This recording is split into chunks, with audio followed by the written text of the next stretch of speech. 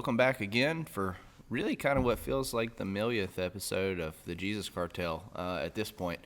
We've gone long enough now where I don't remember what we did before we did the Jesus Cartel. And so are you feeling that a little bit as well? Yeah, I think we kind of had a boring life before Jesus Cartel. We really don't remember exactly when. I know it was before I went to Africa the last time, so probably in April or May that when we started. We're last episode of November. So, yeah, man, we haven't got canceled. No. So that's pretty cool. Yeah. The day is young, though. Yeah. So we'll see how it plays out. But it has been a lot of fun. I've enjoyed getting to do this. And, I think that we're probably nearing about the 6-month mark, roughly, just because I have to do the episode numbers every time. We should be around 26. Okay. If this isn't 26, we're real close. And so, half a year, that's a big deal. That's a big deal. So I'll tell you the thing that is the most surprising, or the thing that catches me by surprise, especially lately, is that there's people that just say random things to me, and I'm like, how do you know about that? And then I realize, hey, we talk about that on the Jesus Cartel. So it happens at the center all the time. Thanksgiving, I was speaking to the guys at the center before Thanksgiving. We were doing a chapel, and I said something about my daughter Annalise moving to Dallas, and they're all like, yeah, that's this week, right?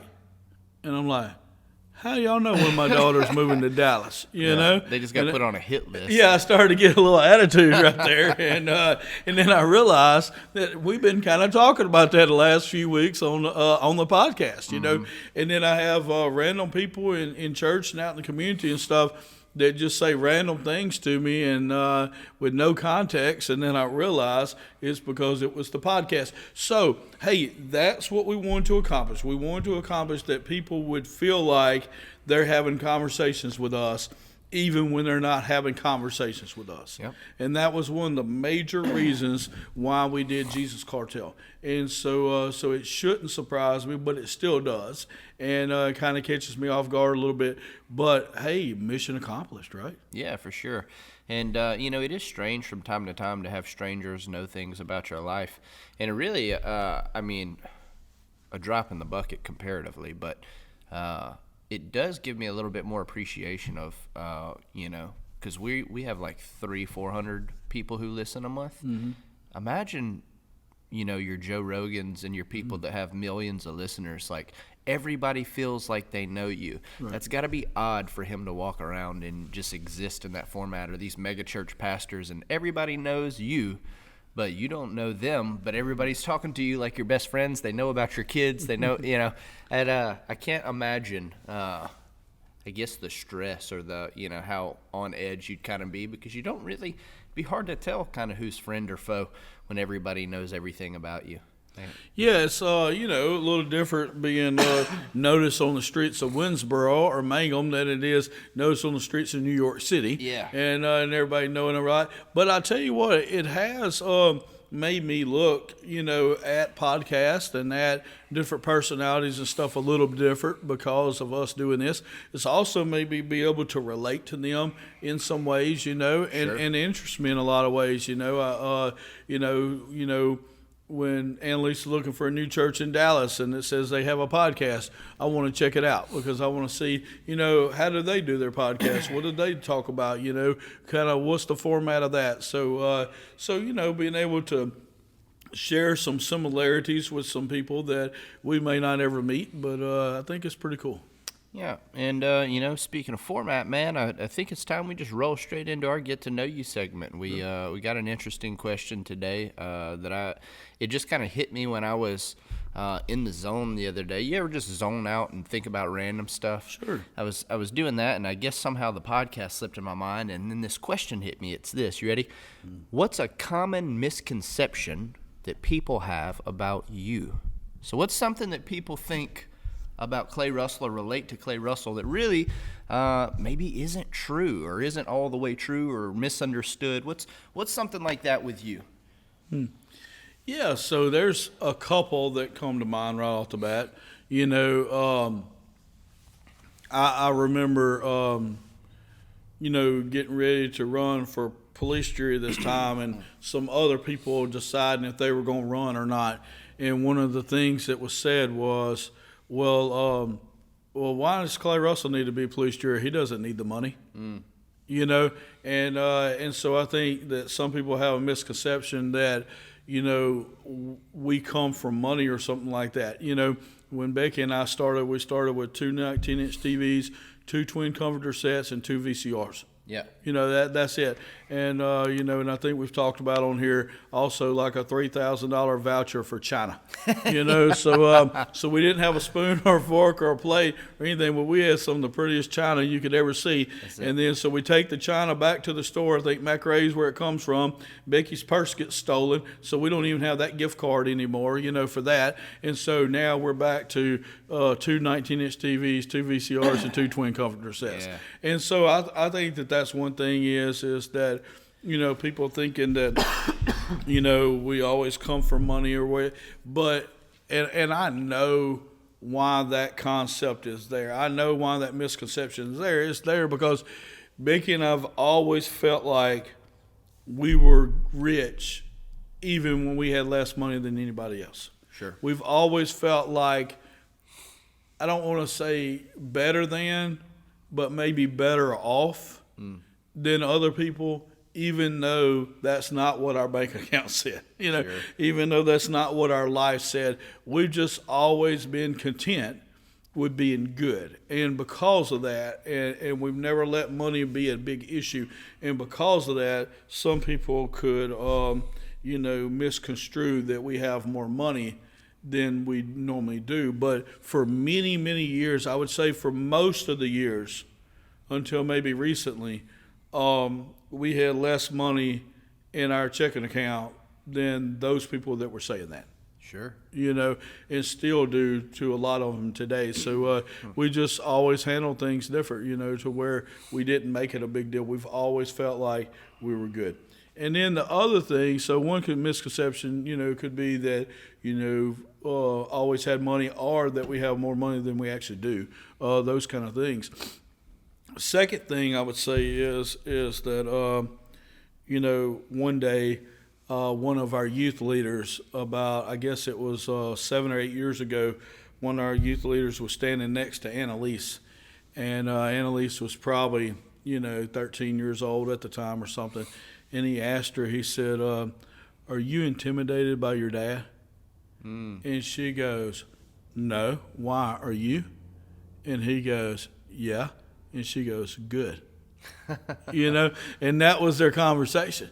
And so I think that, I've learned over life that some people find me intimidating.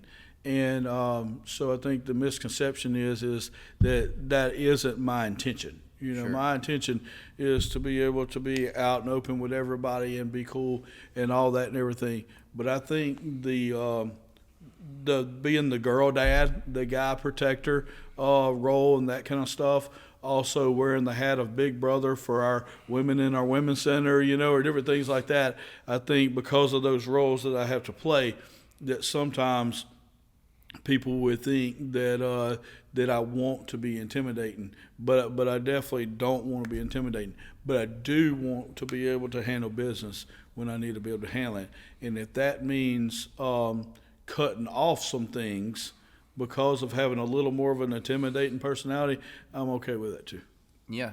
I remember not too long ago having a conversation with your family about something like this, a conversation that you weren't a part of, but were privy to later because I inserted myself into Clay's family group chat with his wife and his kids, and Ryan too.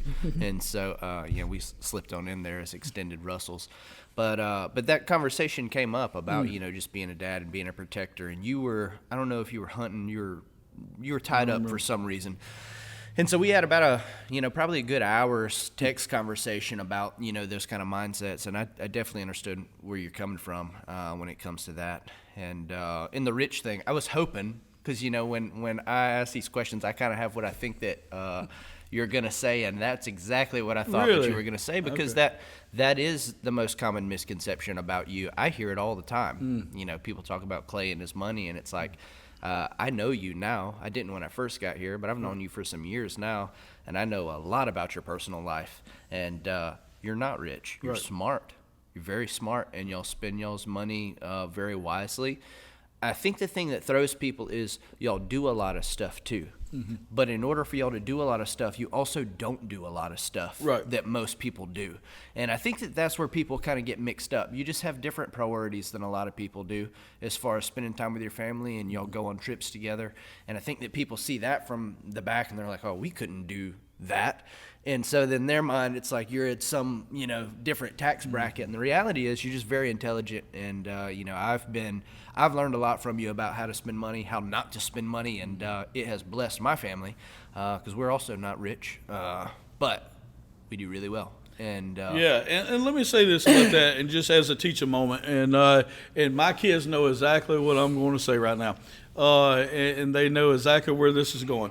You know, so you know, we don't have the big expensive hunting camps and the lake, you know, houses and ski boats and, you know, expensive four-wheelers and that kind of stuff. You know, we keep one Ranger. We had it for 10 years, paid $6,000 for it, got it paid off, sold it for $5,000 and bought another one for 10. You know, so Yeah. you know, so for the next 20 years combined, we were going to pay $10,000 for you know, for a Ranger, you know, to ride around and stuff. So, you know, we are frugal on that. We do look for the best deals and stuff. But here, and this is where my kids are already smiling right now, I can tell you. This is where our travel comes in at. Our travel comes because our kids are a joy to travel with. They always have been. They're a complete joy. They don't really care where we go, as long as we go together. I mean, Cooper hates the beach, and he's been to the beach a ton of times. Sure. The girls don't really like, you know, sporting events, and they've been to millions of them, you know. And so they really don't care as long as we're together and stuff. They don't ask when we stop. They go use the bathroom all together. They don't ever have to make a bathroom stop for one person. And when we go eat, I just always order food for everybody. You know, I know what they like, and so we just order enough food for the table.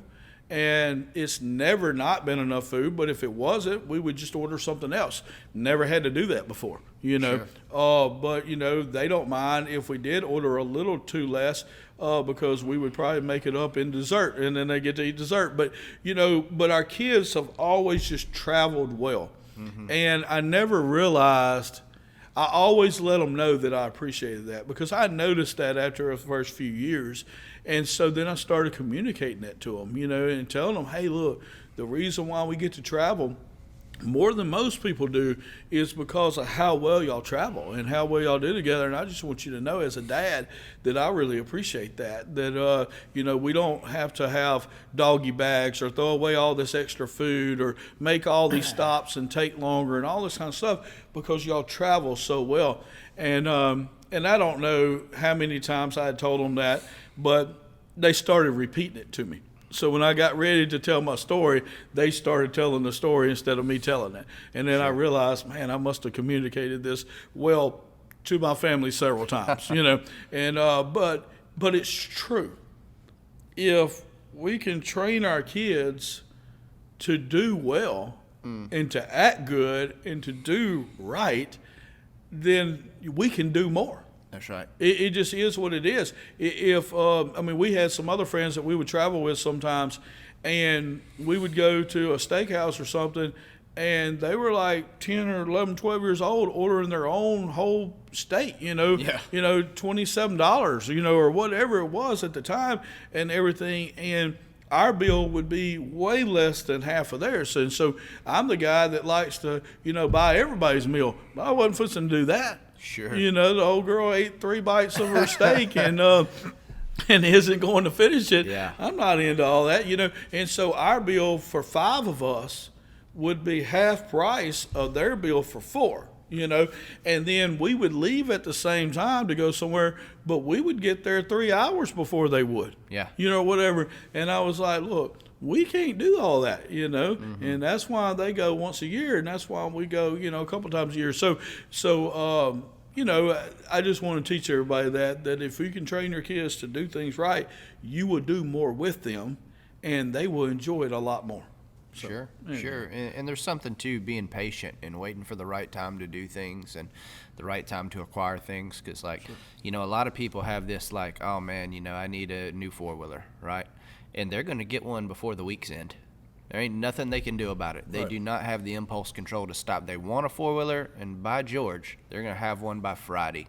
And it's like, if you be patient, you might be able to get twice the four-wheeler for half the price, you know? And, you know, that's something I've just seen you do time and time again. And it's, like I said, it's paid dividends for us because I have a good impulse control, but it's been made better by seeing you do things like that, because I've seen, like, there really is more opportunity for a patient man than there is for one who's got shaky hands. Well, and I appreciate that a lot. It's an honor to know that things that God showed us that we're able to pass down to other people without even realizing we're passing it down. So we appreciate that.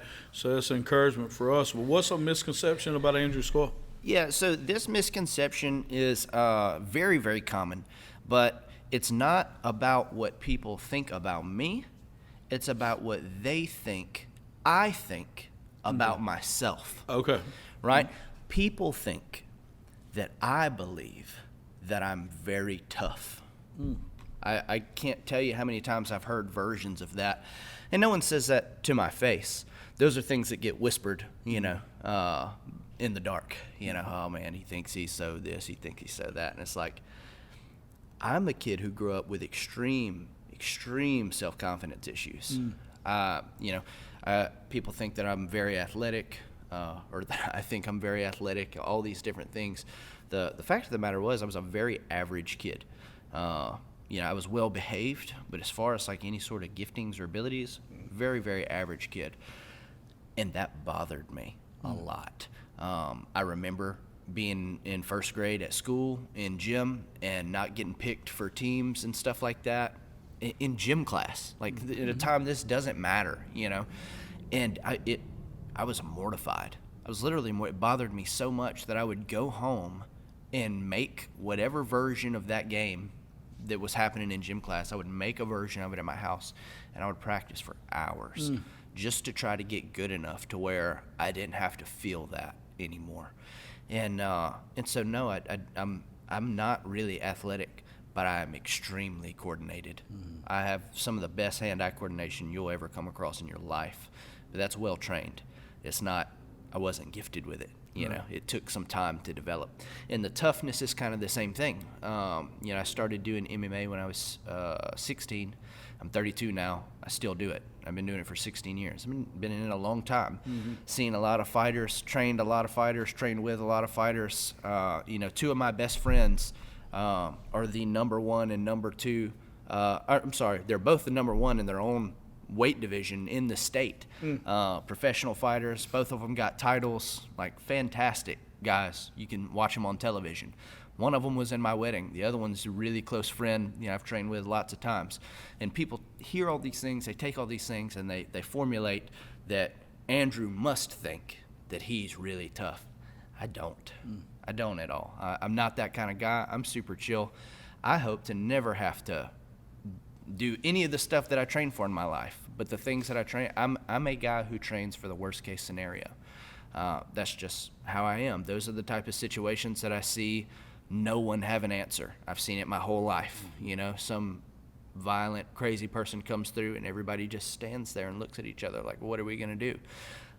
You know, we see footage of all these horrible things that happen different places, and it's like nobody's doing anything. And so, you know, my whole life I watched these things, and I just never wanted to be the kid that didn't get picked. I never wanted to be the kid that was unprepared. And so that mindset started very young, and I've just carried it with me through my whole life. I train hard. I work hard at whatever it is that I do. I develop a pretty strong skill set in those things, but I don't think much about my personal skill set. It has proven great for me. having those abilities. But it's not because, there's no ego that's carried with it. People just assume that there has to be. And so that's a big misconception about me. But the people that are like around me a lot, they'll all tell you that I'm not like that. People who aren't in my inner circle assume that, but my inner circle knows better. Right. And so that's something that I've always disliked, because it really creates a barrier in making new relationships, especially with guys that consider themselves like really alpha or tough guys. Tough guys don't like other tough guys. You know what I mean? And so they come in, they're like, oh, look at this guy, he thinks he's something. They don't want nothing to do with you. It's going to take some serious work to get past that initial wall. And if they would know that I'm pretty chill, it would make relationship building a lot easier. And so, I'm not tough, very well trained in a lot of areas that are really cool and a lot of fun, and people envy those particular skill sets, but they think that they're like natural, or that I just am boastful about them. The reality is I work very, very hard to be good at the stuff that I'm good at, and I still do them today because I know they're not natural, and I have to keep working hard to stay good at those things. And so, and I don't mind suffering. That's the other thing that people associate. People who we just did that 35-mile race, and people are like, oh man, you got to be tough to do something like that. Not really. You just got to understand it for what it is. I don't mind going through the process to accomplish something. I know the process is always hard. I had a rough life growing up because of my own choices and decisions. So I've been in some really bad spots. And so in my mind, as long as I'm not sleeping outside a library in the winter, I'm doing okay. Right. And so being in the middle of a big, long race, what is that? That's nothing, So I don't mind putting in work, difficult work to accomplish a task.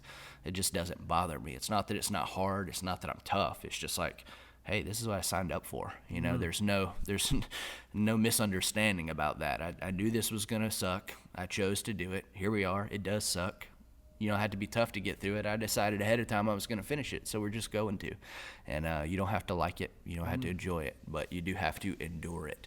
And I think that's true in a lot of areas of life. But anyway, so last week we had a pretty sweet episode. It was a little different. We did a Thanksgiving episode, talked about some things we were thankful for. I know that, or talking to you, it sounded like all your stuff went really well. Yeah. Is that true? Yeah, everything went really, really good. Yep, I got to catch up with my people. That's always fun.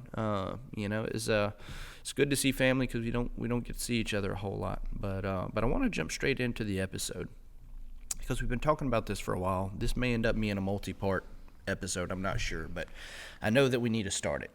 We talked about doing an episode on communication, and I think now is as good a time as any, because these skills, this is a skill everyone needs to learn. This is a skill that it matters that you know.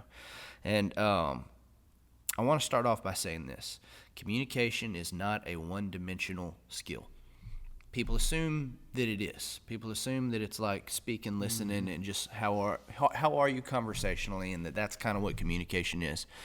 But the reality is communication's far from one-dimensional. It's not even three-dimensional. It's more like 10-dimensional. And do you have any like opening thoughts on communication you want to share? So my very first thought is, and like I said, I hadn't done any work prior to this, other than this is something we do talk about, is that you must first value being an effective communicator. And I think that that's one of the very first things that needs to happen is if you don't understand the role that communication plays, and then in turn, if you don't value it, then you'll never be good at it. So you got to understand the value of being a good communicator, the value of good communication skills. Just like you said, everybody's not just gifted to be a great communicator, but everybody can communicate well.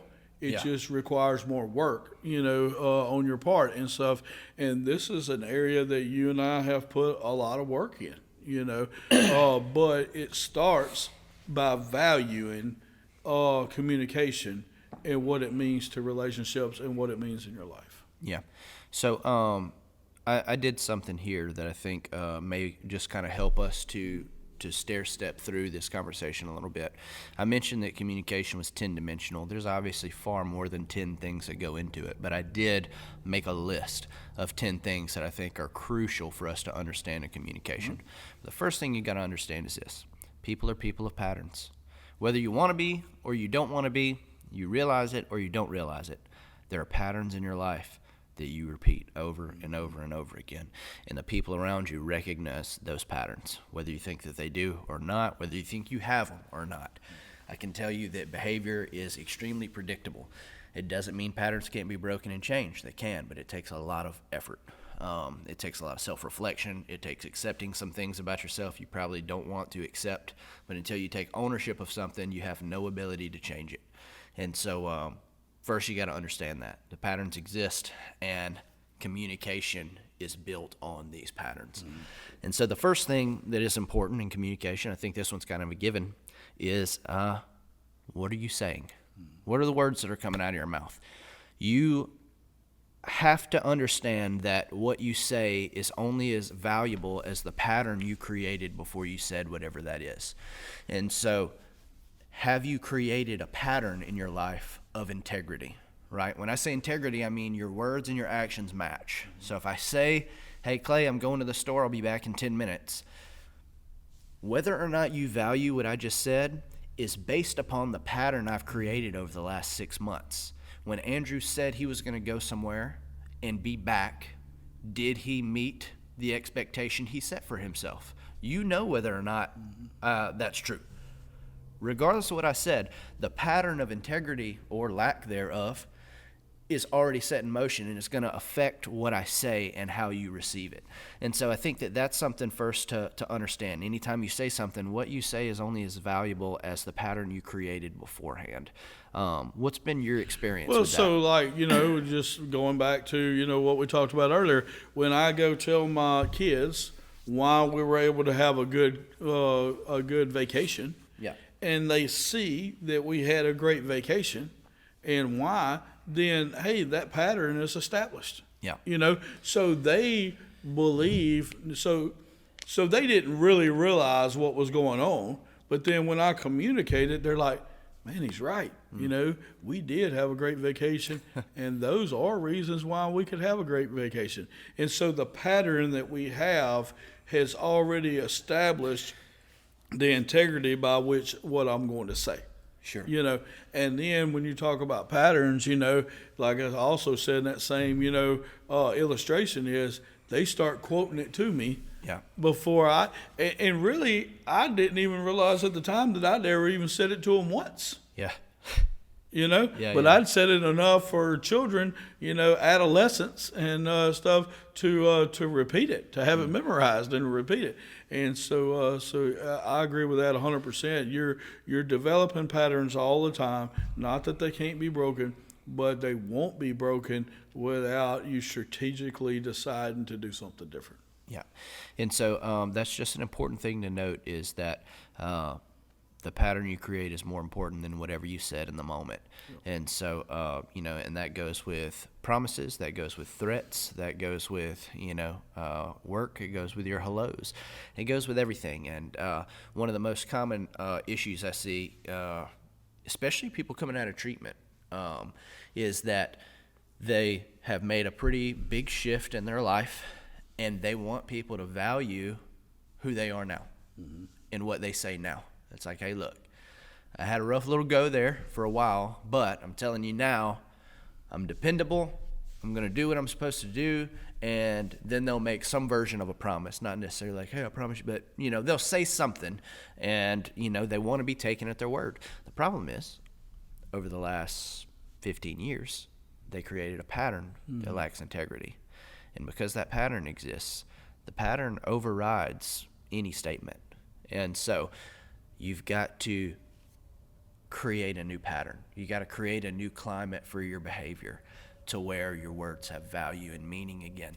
And that is done through consistency. Mm-hmm. Consistency is what overrides a negative pattern. And so, and I've mentioned that, when I've shared my testimony a couple of times. I don't know whether or not I said it on here, but it was some years after I was pastoring before the relationships with my family were mended. It didn't happen immediately. It wasn't because I was still doing the wrong stuff. It was because I hadn't created a new pattern of integrity yet. And until I had a consistent, trackable pattern of integrity, my words still didn't have any value. Now, it's got a ton, because now I got 10 plus years of integrity filled behavior. And so now if I say anything, it's taken as gold, because I have the pattern that backs up that I'm going to do whatever I said I was going to do. And so super important to understand that when it comes to what you say, is that it's not just the words. It's what bed have you made that you still have to lay in until you make a new bed. Right. Yeah. The second thing, super important, is and all of these things are regarding communication. I might say some of these things and the listener be like, what's that got to do with communication? I promise you, I've studied this for years. I'm still studying it today. This is another skill I build constantly. How and where do you spend your time? How and where do you spend your time? Yeah. What are your thoughts on that? No, it's very important. You can say that I love God, but if people don't see you spending time with God, they don't hear what you're saying. That's right. You're not effectively communicating because that's not where you put your time. The Bible basically says that where a man's heart is, that's where his riches are. Yes. So where are you spending your time? Where are you spending your focus? Where is your mind at? And people know that. Yeah. They know that, And I'm sure we'll hit this point several times. Like I said, I don't even know the list. We're just going down. I'm hearing it for the first time and I agree with it. But it's not so much verbal communication as it is the whole package together. That's right. And so people know that no matter what comes out of your mouth, where you are, where are you spending your time, where's your focus, those kind of things. Yeah. I love my wife. I work all day, sometimes late into the night. Sometimes my daughter, actually, when Annalise, your daughter, and mine were hanging out the other day, we were riding the side-by-side back. I was showing Annalise some shooting stuff, and we were riding back. And Annalise said something to the effect of, "Are you having fun?" And Arya goes, "Yeah, I'm having fun getting to hang out with my dad because he works 6, sometimes 7 days a week." That's what she said, So I love my wife. I love my children, but I work 6, sometimes 7 days a week. And so when I have an opportunity to not be at work, where do I go? I tell my wife I love her. I tell my kids I love her. But if I go to the casino, do I? Right. I'm not saying I don't, but I'm saying that my actions, where am I? Yeah. How am I choosing to spend the time that I have in the grand scope of it all, communicates something very clear. There are times I do spend time away from home when I'm not working, a lot actually. Why? Because I'm a pastor and it matters. Other relationships matter too. But what am I communicating? You got to be careful. I don't need to communicate that this person matters more than my wife and children do. Right. And that's a very easy line to get on the other side of. You have to be mindful, and that's something that communicates a lot. Where am I? How am I spending my time? In each of these things on this list, you'll find go back to the original statement of what pattern are you creating? Because all of these things create patterns. And so your first pattern is created by what you say and whether or not you follow through. Second part of the pattern is created by, are you places that back up the things that you're saying? The third thing is this: how do you dress and how do you carry yourself? Yeah, that's a good one. Because you got to be able to dress and carry yourself in a way that's conducive for what you're trying to accomplish. Yes. Meaning this: if I am doing a wedding at 6:00 in the evening on a Saturday night, then I'm going to wear my very best suit. Not only am I going to wear my very best suit, but I'm going to ask the bride what the colors of the wedding are, and I'm going to do my best to match with what they're doing already. Yeah. Because I'm a very considerate person. They pay a lot of money for their pictures. I want their pictures to look well. And all I have to do is ask a question, and then I'm able to do something that's better, you know. And most of the time they're going to say, "Oh, it doesn't matter." But if I do know what they have, then it just shows them that I care enough to give it my best, you know. So, I wore the pink tie, even though I would have wore the blue tie, but because the girls are wearing pink, I wore pink, and pink fit better than the blue. So I communicated to them that I really cared deeply about what they're trying to accomplish, just because I asked what color tie that I needed to wear. And I would be willing to go buy that tie, Another, on the other side, when you're preaching at the river here, when we're in a country environment, the church is large for the size community, but in the relative scheme of things, we're still a country church. Yeah. So if I wore my nicest suit every time I preached, then I'm not giving off the right vibes to the congregation. Yeah. So with the congregation, I want to try to be one step above the norm. So if the norm is a shirt tucked out and blue jeans, then I want to wear a shirt tucked in and khakis. If the norm is a button down the front shirt and khakis, then I want to wear a dress shirt and dress pants instead of regular khakis, slick pants. So I think that it's a lot according to what you're trying to accomplish. Yeah. When I'm hanging out with the Mangum football coaches and stuff, then I wear what they wear. Yep. I'm going to wear the sweats and the Mangum gear and stuff. When I'm trying to communicate to the youth and do that, then that's usually when I wear my ripped jeans and my Vans. I'm not changing who I am. I'm just willing to dress the part to accomplish what I'm trying to accomplish. Yeah, and that's huge. And so you touched on something there that I was going to touch on, and sorry, no, to me that just shows how aligned the understanding of proper communication is, because people have always kind of looked sideways at me because of the way that I dress in different situations and stuff, because I tend to dress outside of the norm, and I do it on purpose. The people close to me know. You could actually ask them, and they'd tell you exactly why I dress, how I dress, and when, because these are conversations we have. It's all strategic. I like to preach in jogging pants and flip-flops. It's my favorite thing to preach in. If I got a choice to preach in anything in the world, I'm preaching in jogging pants, a T-shirt, and flip-flops. Why? Because I'm trying to communicate something to the people who are listening to me. I'm not necessarily trying to reach the same people you're trying to reach when I preach. I'm trying to create access to the people who are hearing me. I'm trying to create a approachability for the people who are hearing me. And I've been at churches and stuff where I saw pastors in nice suits, and people were scared to death to go talk to them. They didn't feel important enough. They didn't feel like it was worth, they were worth his time.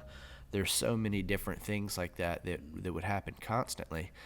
And the reality is it wasn't true. Right. It was never true. But because of the way he dressed, he created something he never intended to create. And so I noticed this early on in my ministry, and I was like, I think I'm going to try to go the exact opposite way. I'm going to try to create a constant opportunity at approachability. And so when I can, I preach in jogging pants and flip-flops. When I find that that's not appropriate, and it's not always, I wear a version of slacks and a wildly colorful shirt, collared. Why? Because I'm trying to be honoring to where I am in the moment. I don't ever want to dishonor, but that wildly colorful shirt maintains approachability and creates an avenue for conversation for people. Because the reality is I wasn't qualified by man to do any of this. I don't have some fancy degree. Everything that's happened in my life is done through the Lord. And I want the people who are listening to me to know that if this goober can minister the gospel the way he's doing it, I think I can do it too. That's what I try to create with the way that I dress. And so most of the time, that's the way that I'm trying to look. I'm trying to look extremely approachable. No matter what I'm doing, whether I'm preaching or running 35 miles, if the guy in jogging pants and flip-flops can do it, I can do it too. Right. And so, when I'm trying to accomplish other things, I dress different. The last month and a half, I've worn my combat boots and hunting pants and, long sleeve shirt, because we're in a different mode right now. We're trying to do different things. And I'm not worried about being approachable to the lot right now. I'm more concerned with being approachable to people who are hunting and people who are doing those kinds of things, because we minister to those people too. And this is the time to cater towards that side, because I'm going to have more opportunity at conversation with hunters during hunting season than I'll have for the rest of the year, and I'm going to take full advantage of it. But it's all done intentionally, and that's something that people don't think about as a form of communication, and it's massive, and it adds to the pattern of your consistency. And so here's the next thing: why are you saying what you're saying? So we talked about you're saying something. You communicated something. I love you. I hate you. I'll see you at 6. Whatever you said, you've said it now. The first thing that the person is going to consider is, why did he say that? Yeah. So the why is way more important than the what, in my opinion. Same way with Jesus. Why he did what he did is more important than what he did. He did it out of love, the why, and so the why is always very important. And so sometimes we communicate the why, and sometimes we don't. So if I am going to teach a new team at church, and the parking lot team, and I'm going to teach them this is what we're going to do, it's more effective if I teach them why we're going to do it. So first I teach them why.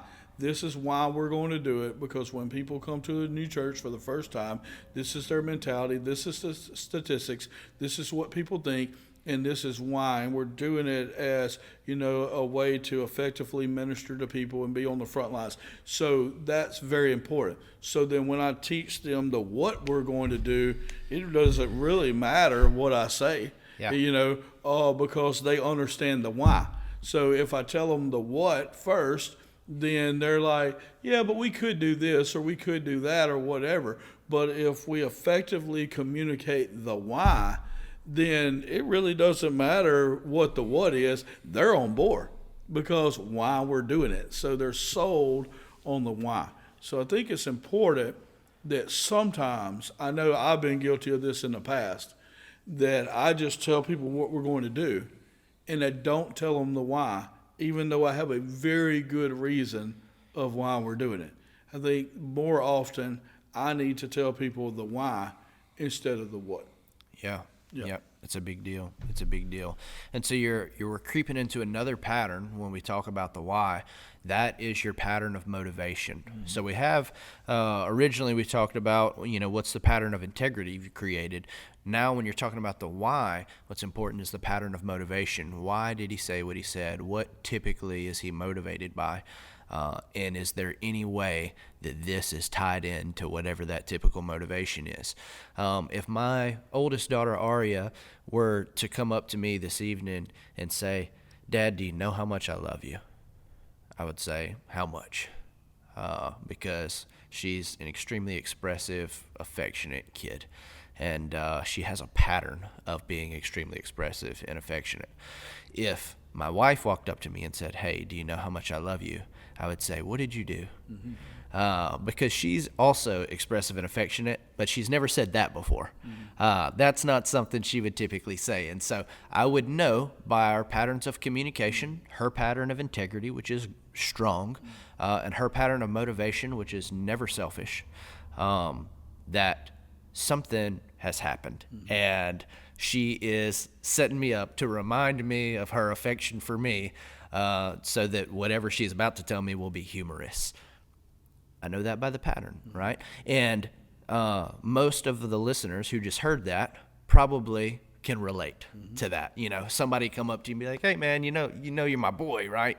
It's like, oh God, what did they do? You know what I mean?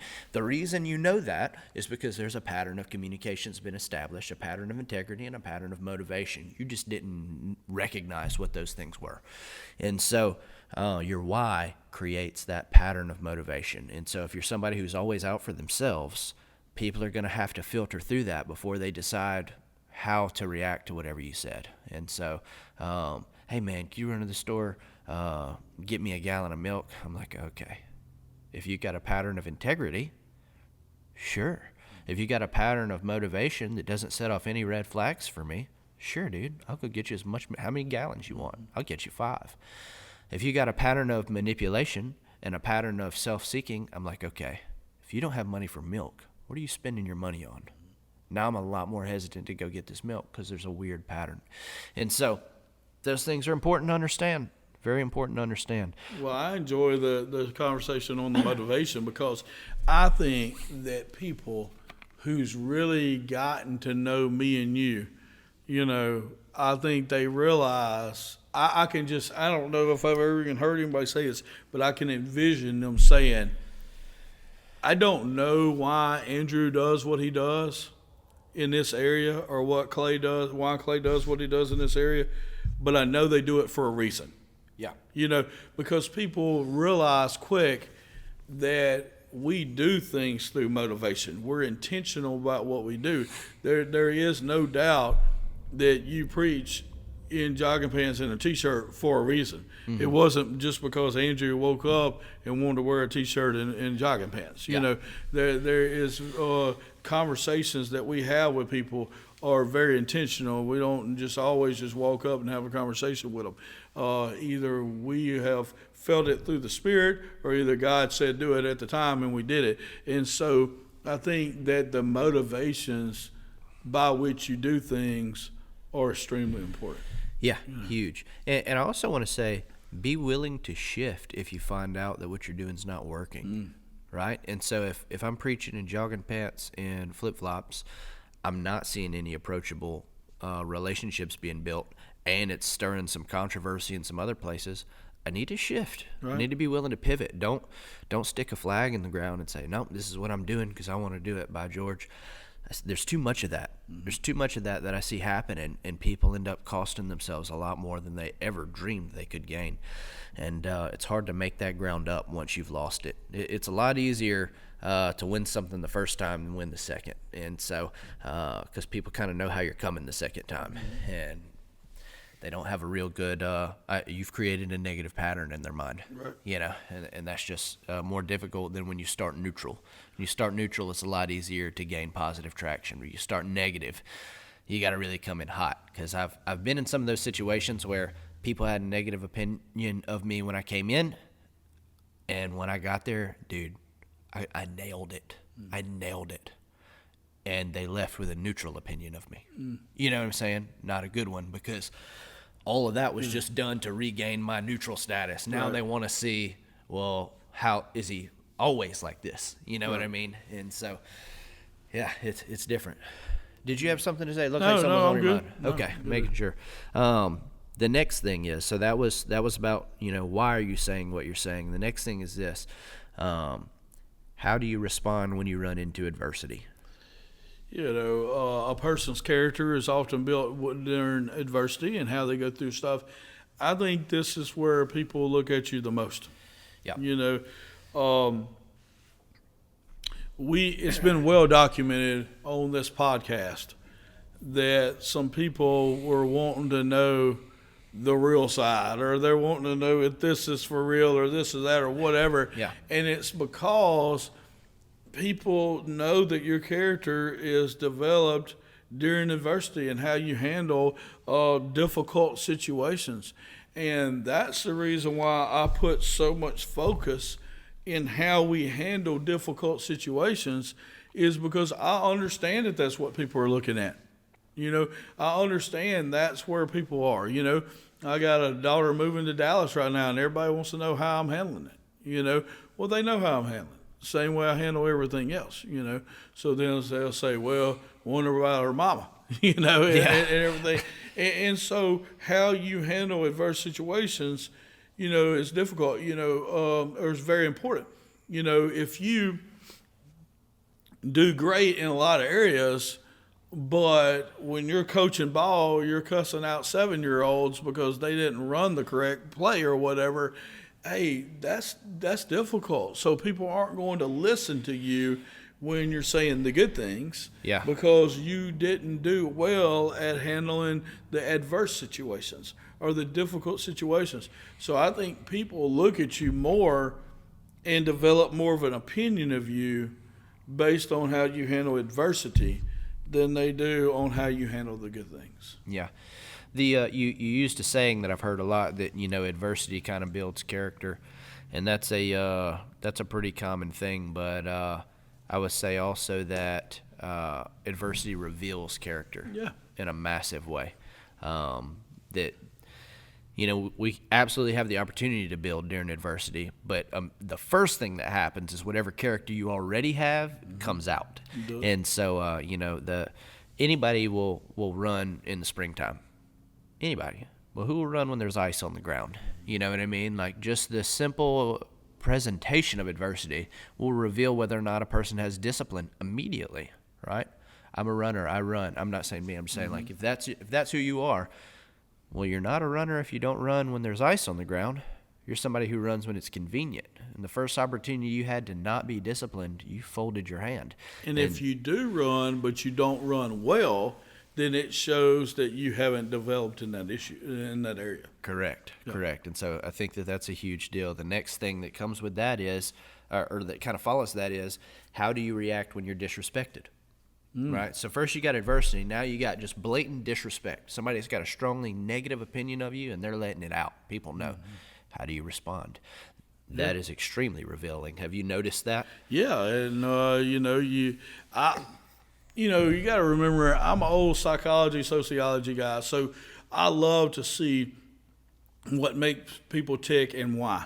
And I love to help people in the areas that they're not strong at. So if there's a guy at the center that's walking down, with his head down, and you can tell he's just having a bad day, then I'm going to do everything I can to cheer him up. Not false cheer, not, tell him how great he is when he's not, but I'm going to find something good to try to brighten his day, because I see that he's having a difficult day.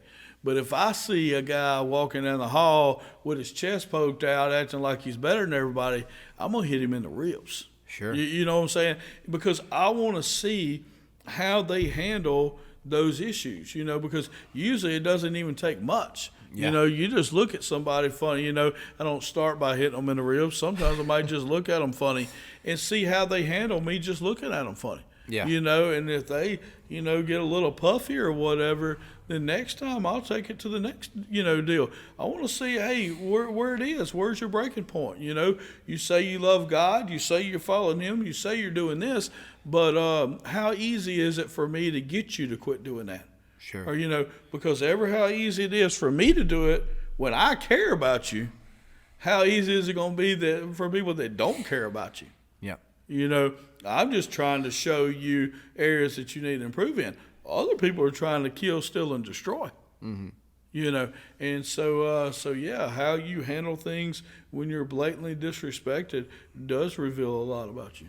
Yeah, I would say this. I would say that if you can't handle being disrespected, even blatantly to your face, you don't yet possess the character to build the kingdom. You're not going to be able to do it, because you're going to run into a ton of disrespect building the kingdom. Jesus was very, very much disrespected by a lot of people, and it's a common occurrence. And so if you're somebody who just loses it when you get disrespected, you're too concerned with your own character. You just are. And you're going to have to lose that side of you. A lot of people got negative opinions of me. Some of them from my past, and those are warranted. Some of them from now, those I don't really understand, but I'm fine in both places. Neither of which bother me, and I don't spend any time defending them. I got called not too long ago. Somebody brought an accusation my way, and I was just like, hey, look, I'm not worried about it, and I don't want you to be.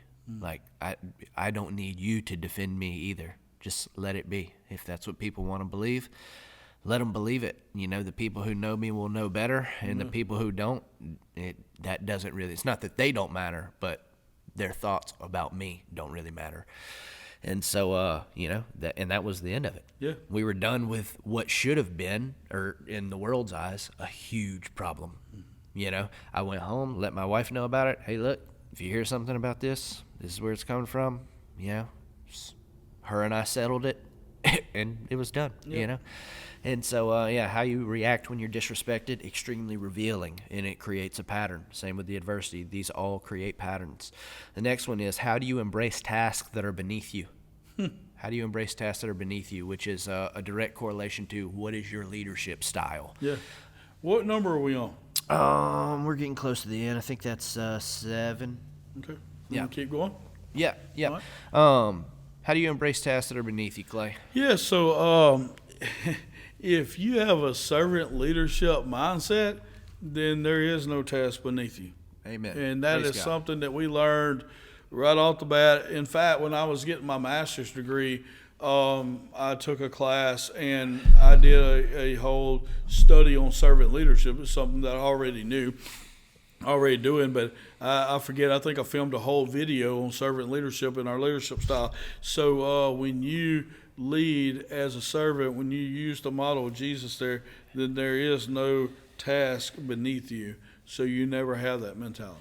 Yep. I get to run the kitchen at Fresh Start. It's one of the several jobs that I have up there, and it's my favorite for that reason, because I love leadership, and we always have one of our people who is the head over there. So I'm ultimately the one responsible for if things go horrible, but there's someone else who's in charge of just running the day-to-day operations of the kitchen, and them and I work very closely together, and I get to have a direct look at their leadership style, like in its most intimate form, by how the other people in the kitchen respond to them. And the most common thing you'll ever see is there's a lot of dishes, and somebody doesn't want to do them. They don't get done, and the leader is flustered and angry, and guess what? He doesn't do the dishes either. And it's like, if you're not willing to do the hard work, you'll never convince the people who are serving with you to do the hard work. As long as you seem like a task is beneath you, you will never have the pull with your team to get them to do anything difficult. It's never going to happen. They will not respect you. And the whole, well, I used to do the dishes, and now that's not what I do anymore. Yeah. That doesn't make it better. No, not at all. Not at all. That doesn't make it better. Yeah. And so if you've ever been in the kitchen as a leader, believe me when I tell you, I have dissected your leadership style to the nth degree. And so one of the things that Becky and I do, and we'll talk about this more coming up, but when I took over as the director of Fresh Start, ever how long ago that was, we started having a Christmas party at our house. And the Christmas party at our house is just a time for us all to get together as a staff and have fun together. But me and Miss Becky literally cook every single thing that we have at the Christmas party. And we don't allow people to bring stuff. And the reason is because we want to serve the people. You know, we want to be able to serve them. It would actually be cheaper for us just to go out and eat somewhere. We could actually eat at the nicest place in Monroe, probably cheaper than this meal that we prepare together. I take off of work, she takes off of work, we do it together, but we do that because we want to serve the people. And I think we should never lose focus of that. That's good. That's good. These last 3, I think we could hit real briefly and go ahead and finish up, because there's not a lot of expounding necessary. The first one is, what do the people who spend time around you say about you? The 5 people closest to you. Yeah. What do they say when you're not there? Yeah. That is going to tell a story. It's huge. Yeah. And so just like you said, the conversation that you had with my family when I wasn't there, those mean more than anything. You know, we're not talking about what people say about you when you're dead. Yeah. That's stupid. If everybody was as good as their eulogies are, then we'd have a great world. Sure. But anyhow, but what people really say about you, sorry. And, That's good. That was good. It's true. Yeah, it's good stuff. Yeah. I know that when it comes to what the people around you say about you, I know that if somebody's asking me for something, I'm gonna approach someone that's close to you before I do it, for sure. Hey, how's so and so? What's been going? Is he good? Everything, I'm gonna check in on you, and what they have to say is gonna weigh heavily on what happens next. The next one is this. It's just the opposite of that one. What do the people who dislike you say about you, and how do you respond to those allegations? I touched on that a little bit earlier. Yeah, my goal in life, and I'm a little bit more of a people pleaser by nature. Grew up that way. But I got that from my mom, wanting to please people and everything. And then Elena has that from me. It's not always a good thing, But one of my major goals in life is in Titus, where it says that I want to be such a man of integrity that even the people that want to say something bad about you can't find anything bad to say. Yeah. I don't know if we fully get there, but that is my goal, Yeah. In fact, in my very first election, people, the opposition was trying to find something bad to say about me, and the worst thing that I heard, and they were really trying hard, but all they could come up with is, well, he's a preacher. Yeah. And you know how preachers are. They don't have a backbone or something like that. Well, They don't know me. I'm the preacher with the backbone. Yeah. And, and so are you. So yeah, that's the goal in life, is that even the people that want to say bad things about you can't find things to say. However, just because they do say bad things about you has nothing to do with your character. Sure. It has to do with, it might have something to do with them, 100%, and really nothing to do with you. Yes. It's how you respond, which is why that's how do you respond to those allegations? Yeah, so the that way matters, because if you respond all crazy, freaking out, it starts to give some validity, possibly, to what they're saying, because otherwise, why is it bothering him so much? That's exactly right. Yep. And here's the last one. Are the things that you set out to do a success? Yeah, because if people see you start stuff all the time and not finish it, then they're not going to get on board the next time you start something, right? And so, but when, that's where the term, man, everything he touches turns to gold. That's where it comes from. People want to be around people that are successful, that don't, that don't fail or don't fail very often, and those kind of things. And hey, and I get it, people say all the time, and this is just like a misconception, but I hear people say this all the time. Well, Clay always gets what he wants. Yeah. Man, it must be good to be Clay Russell. He always gets what he wants.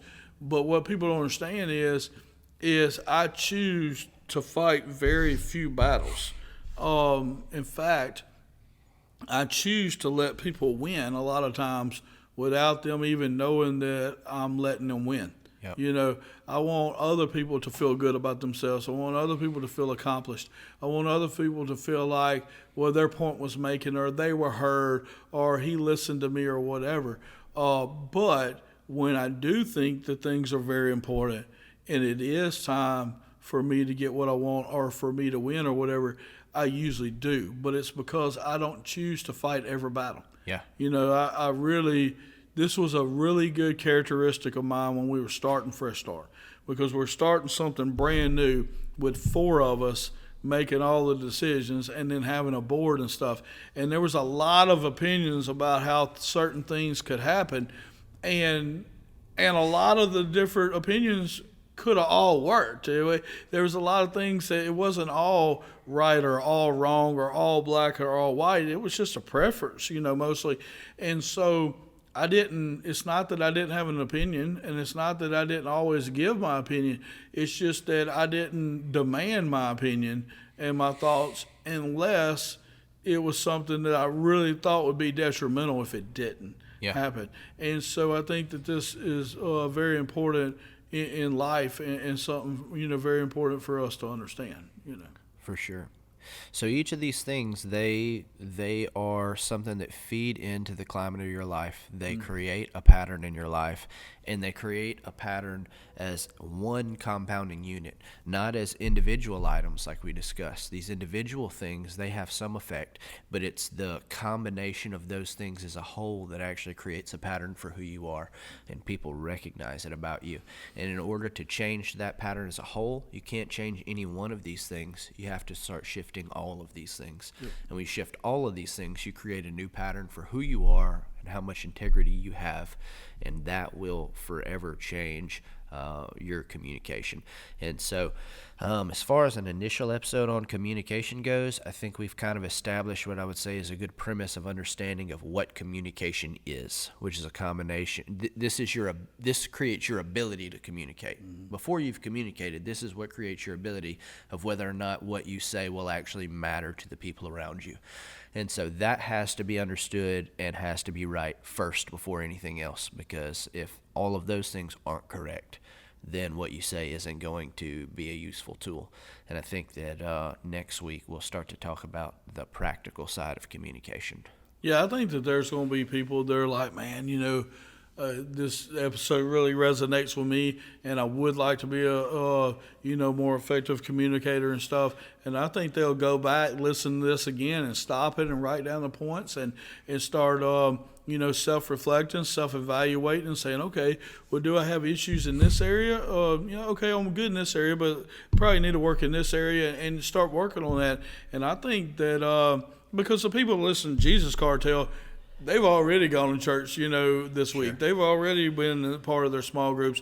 These are people that go above and beyond and want to get better in life. And so I think we'll have several people, if not many people, that will listen to this episode several times and start working in these areas and say, hey, I agree with all those things. And but I see some deficiencies in my life that I need to work on, Yeah. But I think that it all goes back to, you must